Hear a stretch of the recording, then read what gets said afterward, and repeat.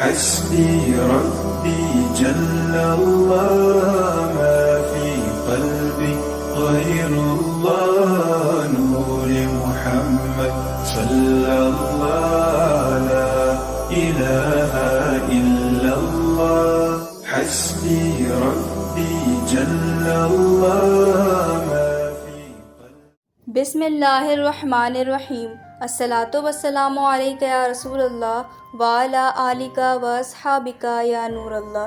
یہ ویڈیو حضور صلی اللہ علیہ وآلہ وسلم کے حسن و جمال کے بارے میں ہے۔ اس میں آپ کے جسم اطہر کی نظافت و لطافت، خوشبو عنبری، آپ کے سر اقدس اور منہ مبارک کا تذکرہ کیا گیا ہے۔ تو ویڈیو کو اینڈ تک ضرور دیکھیے گا۔ ویڈیو کو لائک کر دیں، چینل کو سبسکرائب کر دیں اور کمنٹ میں اپنی رائے کا اظہار ضرور کیجیے گا۔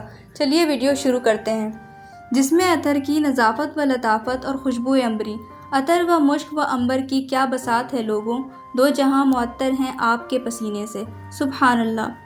مبارک رضی اللہ تعالی عنہا فرماتی ہیں، میں نے ایک نوجوان دیکھا، بڑا صاف ستھرا، حسین، سفید چمکتا چہرہ، جیسے کلیوں میں ایک تازگی ہوتی ہے۔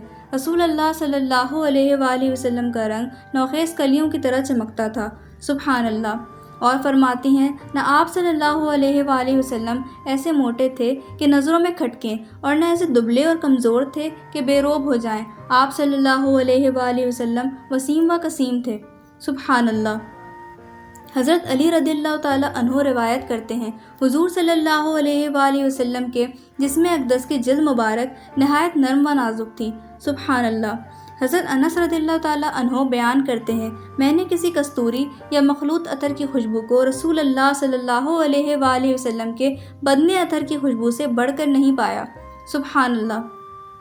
حضرت جابر رضی اللہ تعالیٰ عنہ بیان کرتے ہیں کہ حضور نبی کریم صلی اللہ علیہ وآلہ وسلم جس راستے سے بھی گزر جاتے، پھر کوئی بھی شخص بعد میں اس راستے سے گزرتا تو وہ آپ صلی اللہ علیہ وآلہ وسلم کے پسینے مبارک کی منفرد خوشبو سے جان لیتا کہ آپ صلی اللہ علیہ وآلہ وسلم کا گزر اس راستے سے ہوا ہے، سبحان اللہ۔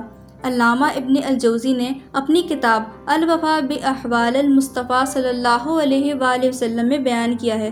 حضرت عبداللہ بن عباس رضی اللہ تعالیٰ عنہ بیان کرتے ہیں کہ رسول اللہ صلی اللہ علیہ وآلہ وسلم کا سایہ نہ تھا۔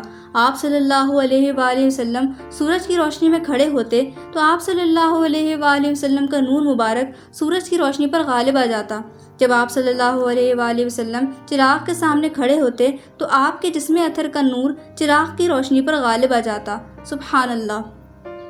آپ صلی اللہ علیہ وآلہ وسلم کا سر اقدس اور منہ مبارک، حضرت ہند بن ابی حالہ رضی اللہ تعالیٰ عنہ بیان کرتے ہیں کہ آپ صلی اللہ علیہ وآلہ وسلم کا سر مبارک اعتدال کے ساتھ بڑا تھا، اور حضرت انس رضی اللہ تعالیٰ عنہ بیان کرتے ہیں کہ حضور نبی کریم صلی اللہ علیہ وآلہ وسلم کے گیسوئے مبارک خمدار تھے۔ وہ نہ تو مکمل طور پر گھنگریالے تھے، نہ ہی بالکل سیدھے تھے، بلکہ ان کے خم معتدل، مناسب اور موزوں تھے، سبحان اللہ سبحان اللہ۔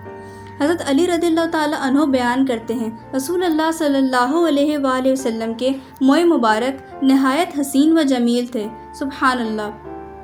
حضرت ہند بن ابی حالہ رضی اللہ تعالیٰ عنہ بیان کرتے ہیں کہ رسول اللہ صلی اللہ علیہ وآلہ وسلم کے منہ مبارک خمدار تھے، اگر سر کی مانگ نکل آتی تو مانگ نکال لیتے، ورنہ انہیں بغیر مانگ نکالے ہی چھوڑ دیتے۔ آپ صلی اللہ علیہ وآلہ وسلم کے بال کانوں کی لو سے بڑھے ہوئے ہوتے۔ جب آپ صلی اللہ علیہ وآلہ وسلم زلفیں بکھیرتے تو آپ کا رخ انور خوب روشن دکھائی دیتا، جیسے رس بھری گھنگور گھٹاؤں کے اونٹ سے نیر تاباں جلوہ پاش ہو۔ حضرت سعد بن ابی وقاص رضی اللہ تعالیٰ عنہ بیان کرتے ہیں کہ رسول اللہ صلی اللہ علیہ وآلہ وسلم کے سر انور اور ریش مبارک کے بال گہرے سیاہ رنگ کے تھے، سبحان اللہ۔ حضرت جابر بن سمرہ رضی اللہ تعالیٰ عنہ بیان کرتے ہیں کہ رسول اللہ صلی اللہ علیہ وآلہ وسلم کے سر انور میں بڑھاپے کے آثار نہ تھے، سوائے اس کے کہ آپ صلی اللہ علیہ وآلہ وسلم کی مانگ میں چند سفید بال تھے۔ جب آپ صلی اللہ علیہ وآلہ وسلم بالوں میں تیل لگاتے تو تیل ان بالوں کو چھپا لیتا تھا، سبحان اللہ۔ حضرت انس رضی اللہ تعالیٰ عنہ بیان کرتے ہیں، میں نے رسول اللہ صلی اللہ علیہ وآلہ وسلم کے سر انور اور داڑھی مبارک میں 14 سے زیادہ سفید بال نہیں دیکھے، سبحان اللہ سبحان اللہ۔ ویڈیو دیکھنے کا شکریہ۔